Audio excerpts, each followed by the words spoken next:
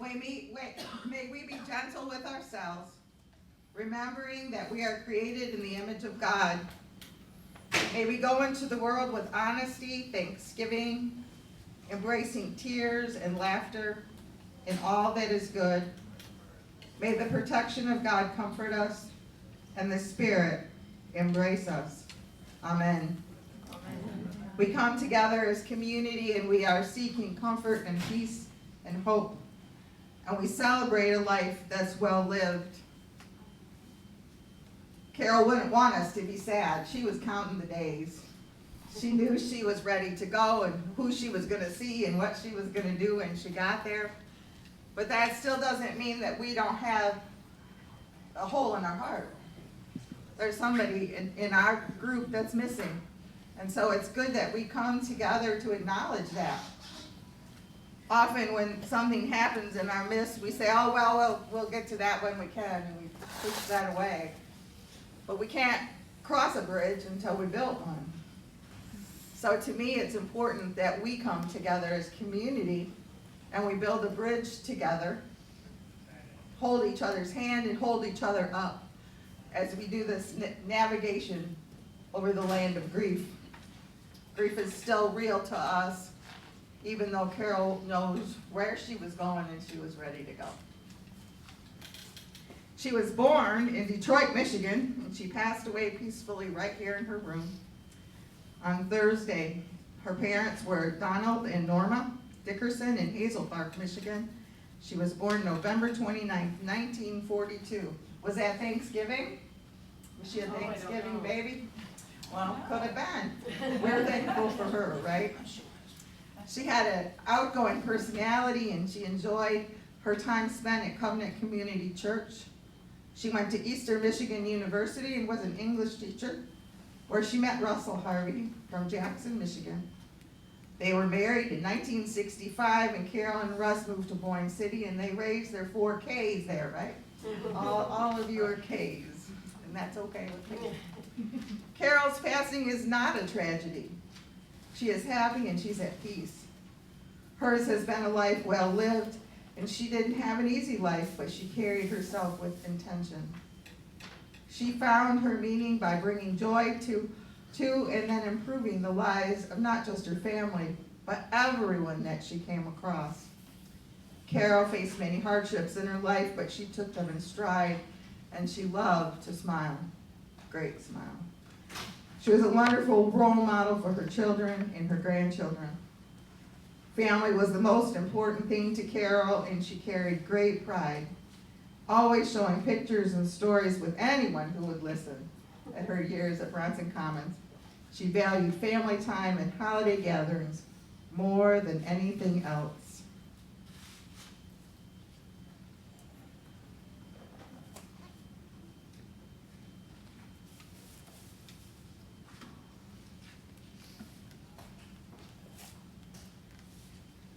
We come together seeking comfort and peace and hope.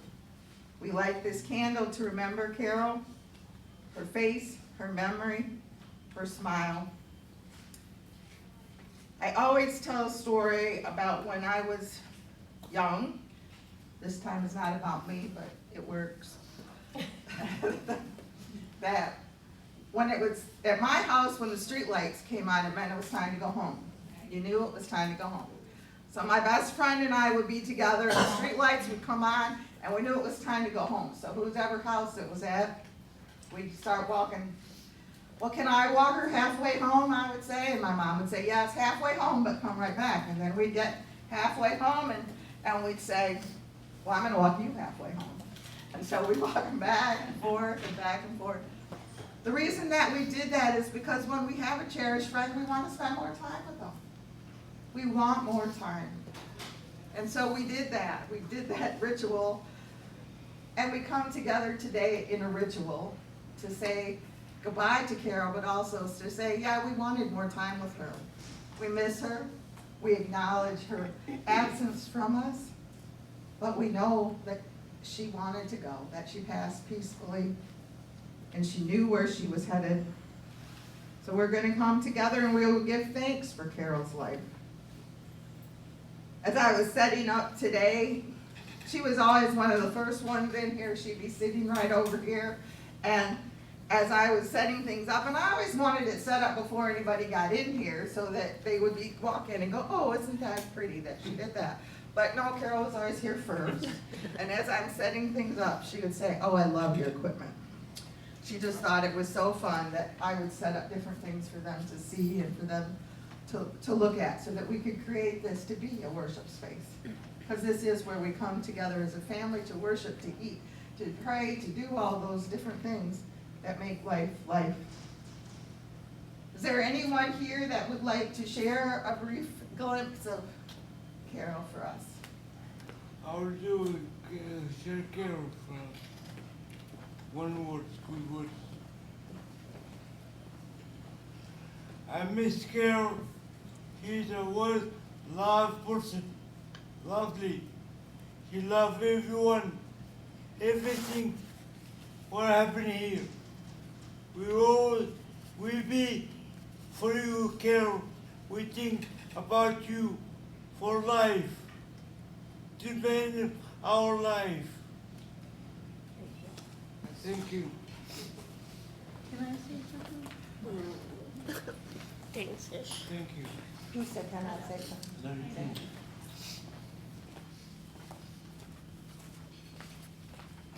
Carol, I miss you. What I miss the most is your beautiful voice.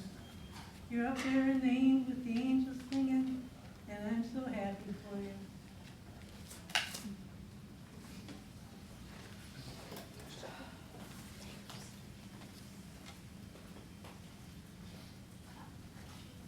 I miss Carol. Carol is such a beautiful face. I eat with her, and I play a game.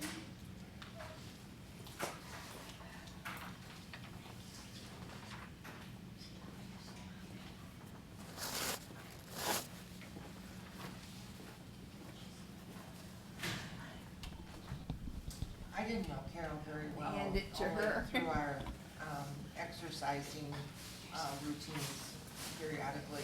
But I would chuckle because she was such an encouragement for everyone else. Because when somebody hit the balloon just right, she'd say, well, good one. And we always knew that she would, would support everyone in that respect. So we're going to miss her definitely in that and she was a beautiful lady.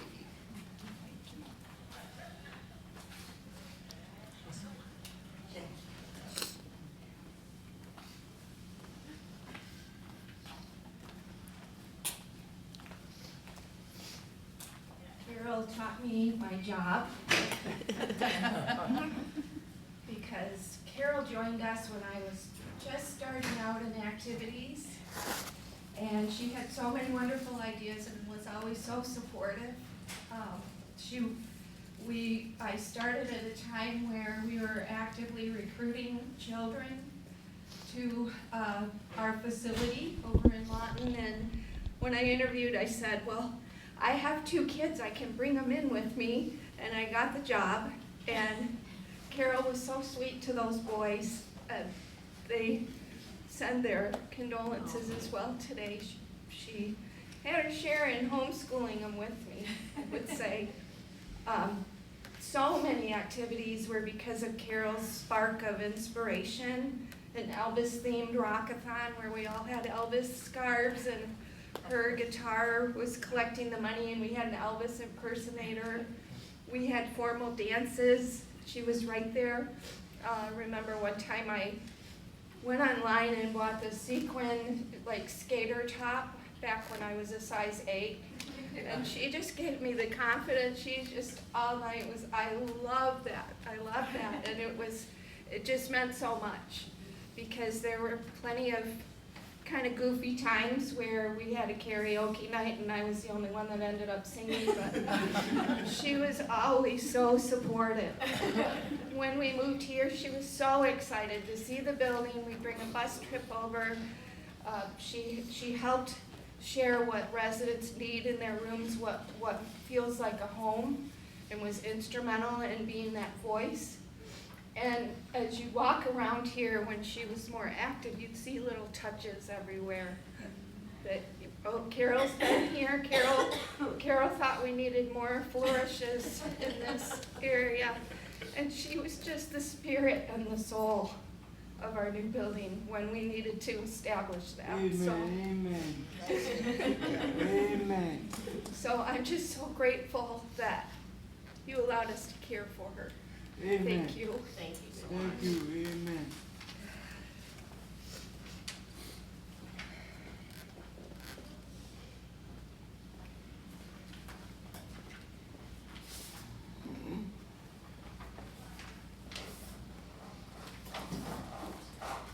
I hadn't seen this back. Right. I have one to share and I couldn't be here. This is from Susan Marinich, who was the director for several years and through COVID. She says, I can't express my gratitude enough for you. Bronson Commons was blessed to be able to collaborate with such a kind and dedicated family as yourselves. Carol was lucky to have you as her daughter. She adored you. Sorry. And always spoke of you.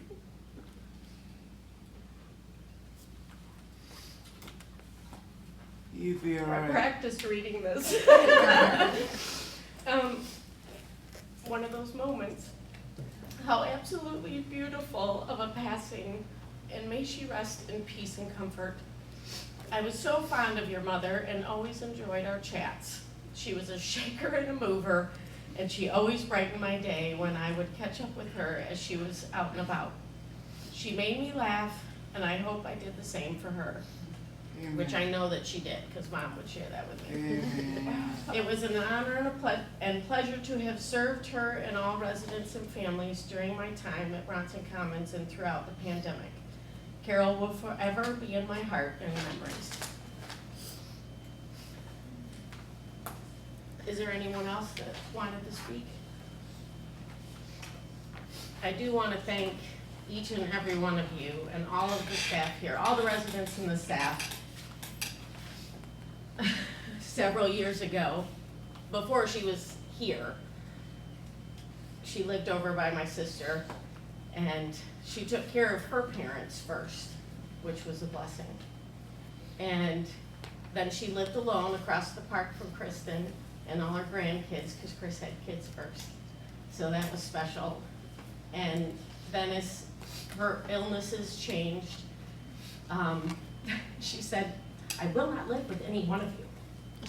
And I was like, okay, but we're okay with you living with us. And she said, no, I am not going to disrupt any of your lives. You need to live your life with your family.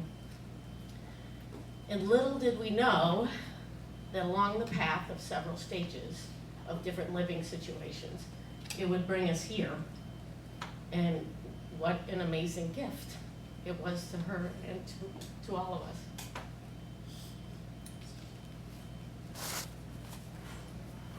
Thank you so much for that. Can I get, I had one chapter in the Quran I can read for everybody in the whole world.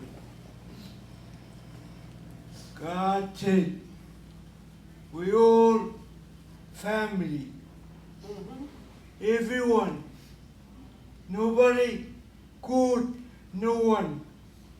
Everybody, we are the same.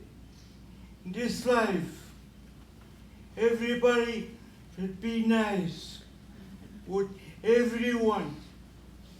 In this life, because in this life, one life to live. One life to live. You better, everyone, do good things in this life. Absolutely, yes. Thank you. Amen. Amen. comes to us in all kinds of ways. Mhm. We don't always know what that means, by blood, by love, by time spent together. Family comes to us, and God calls us to be family together, wherever that we can do that, and whenever, because we're all part of this, we're all in this together.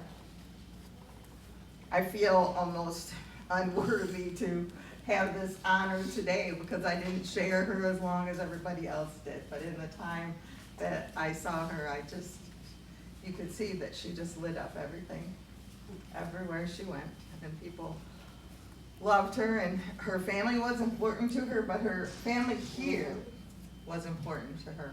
The people who cared for her, the people who lived on her court, the people, and I understand she was on different courts, and she, at one point, moved around quite a bit, was walking the halls and knew everyone. So this became her family to her when her family was not here. One did not replace the other. They just became one together. One strong star. I stand gazing at the cold winter sky 30 minutes after midnight on the first day of the new year. What I see catches my heart and draws me into profound hope. There in the dark winter sky, one strong star sings a silent melody, illuminating the heavily clouded heights with a powerful, assuring presence. I hear it calling to every human soul whose life yearns for something more. One strong star sends a brave new song to those who doubt their own courage. It shines for the soreness of the planet and for all who die daily in their coffins of discouragement. I stand gazing at the single star, resonating with the shining message. None of us need doubt our ability to survive. Hope comes in little ways, but it only takes one shining star, one faithful friend, one wisp of inspiration, a touch of creation's beauty, one deep sip of love to keep the illumination alive inside of us. In the snow-laden clouds of the first day of the new year, I bow to the heavens and turn homeward, grateful for the quiet in my heart and for the singing of a lone star, sending strength to every corner of the world. Carol was a strong star. She can continue to shine through all of us in the way that we treat each other, the way that we encourage each other, the way that we greet each other, to have that smile on our face, to appreciate all those who are around us.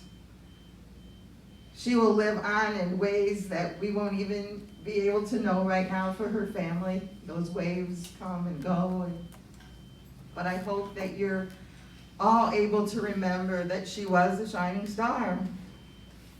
Nobody better to love Elvis, you know? That's true. Because she brought the party to every room. She really did. She loved us, she encouraged the staff, she encouraged her family members, and all of you. So your job now, everybody has a job now, to continue to try to be that strong star, to be the one that shines in the room, that encourages others, to tell the story of Carol, to keep her alive, to remember her, not to shy away from that, not to say, you know, we're sad, there's a hole in our hearts, but we can fill that heart with love and with memories, and we can say, remember when Carol said this, and remember when Carol did that, remember when Carol said, that's a good one. Now that's your job, you know, you can do that for her in her place. So I hope that you all remember that she was one strong star, and she will continue to shine through all of us. Shine bright, Carol. Thank you. Thanks so much. Thank everybody else for coming. Yeah, thank you all so much. We do have, speaking of smiling, decals, if anybody wants one. Let's see the other side of that too. Yeah. Let my everybody see gosh. all of it. Of mom smiling.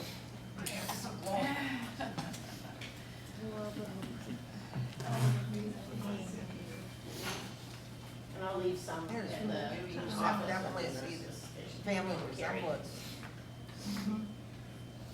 Neat. Ooh, this is a good one. That's Carol. Yeah, that's Yeah. spirited. In all her glory. Halloween. That's wonderful. I know. I would say the same. Carol, I love you. That's neat. I love that Carol.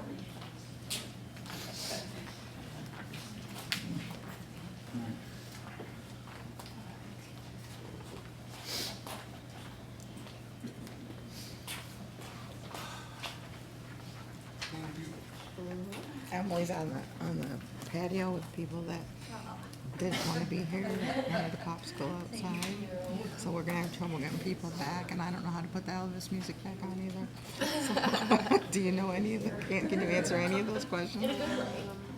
In a very good way. You got a sheet. She's probably out with a bird one. Thank you. Smile, that's cute. Oh, nothing like happy hour to follow this, right? Yeah, exactly. We need it. 3:30 will be happy hours. I don't know how to put the Elvis music back on. Is it still working? This is my brother Kurt, my sister Kristen. No, you didn't. I thought I would be silent, but I can't be. Hello? All right. Thank you all for being here. You were her family, too. She loved each and every one of you. She was my spirit. I was very connected with my mom spiritually. We shared that bond. And, you know, a couple of nice things she said that resonated. She is a shining star. And, you know, and several of you may know when she, you know, had a couple incidences where she had to go to the ICU. And I find a lot of humility and just love in this, even though it was a tough time. But, you know, she went into the ICU, and the head of the ICU there basically came and told our family that there's about a 1% or less chance that she's gonna pull through this. Gave us a couple choices. One was a little more medically invasive, and the other was just let her fight it and see if she can win. And we all talked and said, let her fight it because she'll win. She had 9 lives that Yes, woman. she had 9 lives. And sure enough, she won. And we looked at the ICU doctor and we're like, you're the head of the ICU? These are the odds you give? No, we didn't do that, but and then she went back in. And again, very similar statement, but this time he said, I would tell you there's a very little chance, but we call her our miracle patient, That's neat. and I'm not gonna give you any odds. And then again, she pulls through. So there was something she wanted to stay for. She wasn't ready to leave. And, you know, I always felt like when I left her, I felt a need to do better in my life and in the world, because she just imparted that on everyone. And one of the things that really hit me when I was staying with her in the ICU overnight is, you know, she's sitting there, all these tests and all this, and just poked and prodded all the time. You know, didn't look her best, was very tired. And then, you know, the nurse came in and said, we have to take some more blood for labs again. And I'm just like, oh, poking her again. And she did, and, you know, she starts going, Carol, can you wake up? And she's looking there, and she just looks exhausted, and all she does is say, "Oh my gosh, your hair is so pretty." And it was like that moment that I just sit there and go, "Oh my, she can find just the joy in every single situation." And that nurse was just like, "Oh, thank you so much." And I don't think she was expecting her to react that way when her arm was largely purple. So I hold that one in, because when you're down in that, she taught me a lot about you gotta always find the good in every situation. So that was the character of my mom, and I'm guessing she got some of that from you guys too, being here. So thank you. We got some of that from her. Oh, for sure. That's great. So true. They would always, that was the other thing too, is they would poke and prod her and say, and she'd be like, "Thank you." Yeah. Before they would always say, they're like, "Oh, you're welcome, I don't usually get thanked for that." They would do the COVID up the nose. Oh, yeah, Oh, the thank COVID you. swab. Oh, The thank you. COVID You know, swab. I mean, it's just like.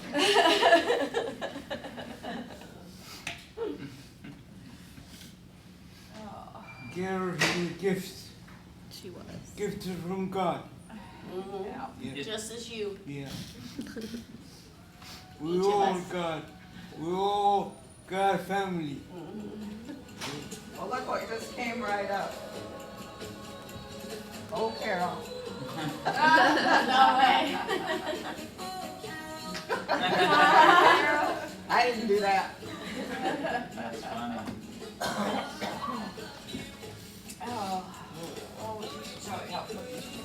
Thank you all. Thank Thank you so much. Well, I won't go. Oh, yeah, that one, all this is out. Okay. No. Oh, yeah. That's so funny. I didn't even think of that. I Times, didn't even and think of that. We should have all been in Elvis.